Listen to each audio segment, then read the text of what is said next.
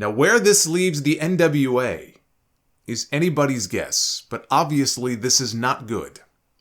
And if you missed it last week, I did a whole segment on this. Billy Corgan went on Busted Open Radio a few weeks ago, and he couldn't tell us who the network was, and he still hasn't told us. But he said that they had made a deal, 2 deals, with a top 20 network. And I, on the podcast was speculating, well, okay, it's probably either the CW or maybe Ion Television, right? Those were my predictions. It was going to be one of the two. And then we got a report from House of Wrestling saying that it was the CW network, and none of this was ever officially announced by either the NWA or by the network. So it's never been confirmed 100%. But the House of Wrestling report indicated that the deal was with the CW. It was for the NWA Power Show, which airs, they put that up on YouTube every week. And there was a reality show component to it as well that would focus on Billy Corgan and the behind-the-scenes goings-on in the NWA. And a big part of the deal was that they would have access and be able to air it on the reality show to footage from Billy Corgan's wedding. And it sounded as if they were more interested in getting access to that than they were actually airing his wrestling show. Right? But this would have been a huge upgrade for the NWA to go from YouTube to an actual over-the-air broadcast network to air NWA programming on a weekly basis, let alone have 2 shows, right? This could have been a game changer for the NWA. And then it started to sound like, well, this might not be a paid deal where the CW is paying them for the content. It kind of sounded like it was a pay-to-play situation where Billy Corgan would be paying for the airtime on the CW. But even still, right, it would have gotten more exposure on the company.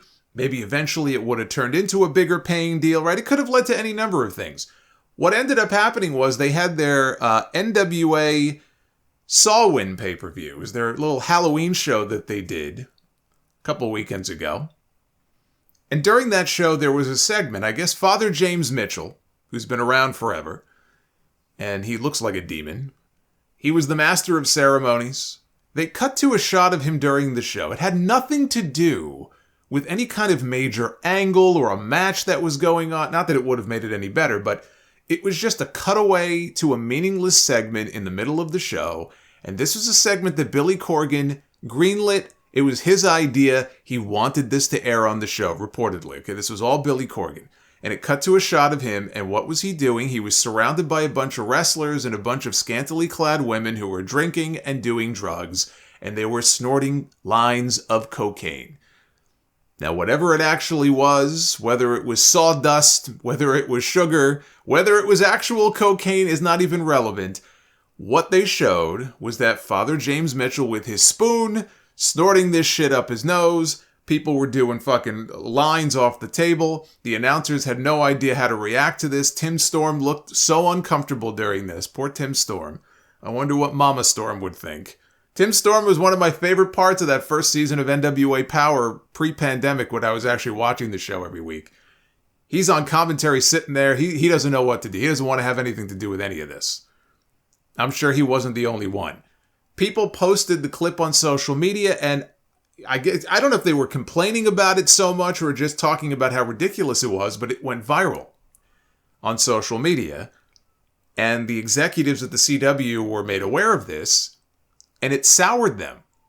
Here you have this supposed relationship that hasn't even started yet, this deal that has been made, has been struck between the NWA and the CW. Their shows haven't even started airing on the CW yet. And House of Wrestling indicated that now the likelihood of them airing on the actual CW network was better than 90% that it wasn't going to happen. And instead, if they still did business together, the shows instead would air on their CW app.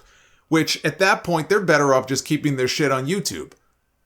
Because if their stuff is airing on the CW app and probably isn't even being promoted heavily, nobody's going to know about it, and it's not going to make a lick of difference. They're just going to die. They're going to die a death. And I said, this is if this is true, and there's been no denials yet about any of this, but if this is true, this is the biggest self-own that I have ever seen, maybe in the history of the wrestling business. I mean, just think about the absurdity of this. So then, this week, there was a new story from House of Wrestling, Frustrations growing within NWA over Billy Corgan's leadership. The pro wrestling world was thrown a curveball when it was announced that NXT will move to the CW in October of 2024. The announcement was all the more surprising because the NWA, owned by Billy Corgan, recently signed a pair of deals with the Top 20 network. The deals were to see NWA Power and an unnamed reality show about the promotion move to the CW, likely to begin airing in early 2024. Late yesterday, Fightful reported that at least one NWA talent was, quote, blindsided by the news that NXT was headed for the CW. House of Wrestling has learned that Corgan withdrew from those close to him yesterday and did not want to discuss the situation. As we reported over the weekend, it was Corgan's idea to do the Father James Mitchell segment on their Samhain pay-per-view, which resulted in the CW being inundated with negative social media messages about the spot. One source we spoke with the WWE gave us the impression that the talks with the CW accelerated following the incident. They went on to say, quote, no segment ever done in wrestling has had that severe of consequences to the promotion than the Coke spot. House of Wrestling has also heard from talent within the NWA since our report, expressing frustration with Corgan's current leadership. In the past, Dave Lagana and Pat Kenny were names that Corgan leaned on to help with the NWA's creative process and general communication with talent. Kenny is still with the promotion, but following a stroke that he suffered last year, he was moved more into a talent relations role. He is viewed as second in charge next to Billy, but he is not at every television taping. One source described him as the Johnny Ace of the NWA. Well, I sure as shit hope not. And as someone that you would only talk to if you were in trouble or getting signed. Billy is in charge of contract offers and creative. Due to Corgan's busy schedule touring with the Smashing Pumpkins, some feel he is unavailable to relay his creative ideas between shows. We heard from multiple people who said they do not know what will happen with their booking at NWA tapings until the day of the show, sometimes as close to an hour before filming.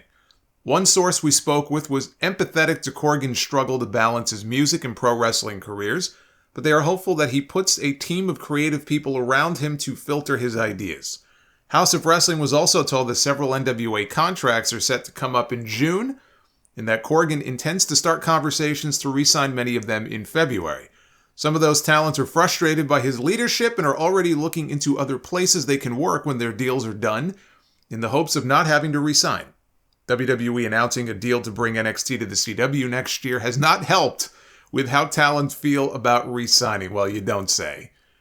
House of Wrestling has also heard of Corgan giving various talents tests to see how they react and to prove their loyalty, which has not been well received. Examples of tests were things like making over talents who come into work lose right away just to see how they react. Or for Corgan to be overly critical of a talent who has done nothing wrong to see how they take it. It was also pointed out to us that most NWA talents under contract are younger, usually less than 25 years old. We are told the NWA signs younger talent to deals because Corgan would like first dibs on these wrestlers before they get big and does not want to see them booked to lose in other promotions like AEW while he is working with them. Older stars who work for the promotion are less likely to be put under contract because Corgan does not have the same investment, and those talents can work elsewhere and take on outside opportunities. So talk about going from the penthouse to the outhouse in record time, right? They had to be riding on this high with all these rumors, and again, Corgan going on Busted Open and talking about this big deal that he's been working on for so long, and they're all flying high. And then this happens. And now, of course, all the dirty laundry starts coming out. People talk about being frustrated. They talk about wanting to leave. They're blindsided by the news. They're embarrassed. It is embarrassing. I don't know about this other stuff. This could just be sour grapes from people, or it could be legitimate. There could be legitimate gripes that talent have with Billy Corgan in the NWA. All I can say is this. If this television situation does not pan out, and it all goes back to that stupid spot on that pay-per-view, it will be the biggest unforced error that any promoter has ever made. Right? There are promoters that have made some dumb decisions. And there are promoters that have also, sometimes it's out of their hands and things happen that are embarrassing or that tank the promotion. But this is unlike anything that I can remember. I mean, the only thing that even remotely pops into my head when I think about this is the whole situation with, TNA in the early 2010s when it came out that Vince Russo was secretly still working for the company and it was accidentally exposed because an email went to the wrong Mike in an email chain. I think when it's supposed to go to Mike Tenay, it went to Mike Johnson. And it turned into a whole story. And look, I mean, we can sit here for hours and talk about embarrassing TNA stories and LOL TNA from all those years ago. But when this year is over, and it almost is, right? We have less than 2 months left in the year. This will go down as the most embarrassing story of the year. And the only person to blame for this is the promoter. It's not even like one of the talents, got in some kind of legal trouble or said something on television they shouldn't have said, and so they got punished for it. This is the promoter. This is the boss who made this call. He has nobody to blame but himself. NXT swooping in and basically taking his television deal away from him. It's actually hilarious. What do you do but laugh? I mean, you can write this shit. Unbelievably embarrassing.